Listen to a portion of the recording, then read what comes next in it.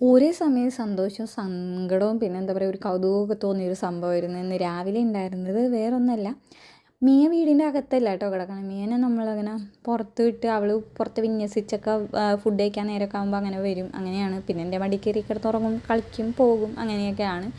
പക്ഷേ അതിൻ്റെ ഇടയ്ക്കാണ് ഇങ്ങനെ ഒരു പ്രതിഭാസം ഉണ്ടായത്. കാരണം മിയനെ ഞാൻ പെട്രോൾ പമ്പിൽ നിന്ന് കൊണ്ടുവന്നാണ് എനിക്ക് ഏറ്റവും നല്ലൊരു ഡിസിഷനായി തോന്നിയത്. കാര്യം അവളിവിടെ വന്ന സമയത്ത് അവളുടെ തുല്യ ദുഃഖിതരായിട്ടുള്ള കുറച്ച് പേര് ആ ഭാഗത്തൊക്കെ ഉണ്ടായിരുന്നു. അവരും കൂടപ്പിറപ്പുകളൊക്കെ വിട്ട് ഒറ്റപ്പെട്ടു പോയൊരവസ്ഥയായിരുന്നു.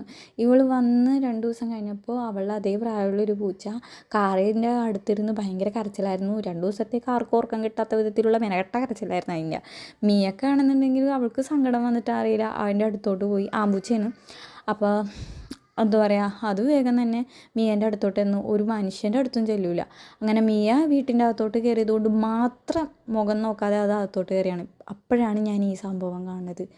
ഒന്നുമില്ലാത്ത എൻ്റെ കുഞ്ഞി പെണ്ണിൻ്റെ അവിടുത്തെ ഒരു ഇത് എന്താണ് തപ്പടാന്ന് എനിക്കറിയില്ല. ഒന്നുമില്ല അവിടെ. അവളാണെങ്കിൽ പോലും ഇങ്ങനെ കൗതുകം കൊണ്ട് നിൽക്കണം, ഇതെന്താ ഇവനീ കാണിക്കണമെന്നുള്ള രീതിയിൽ.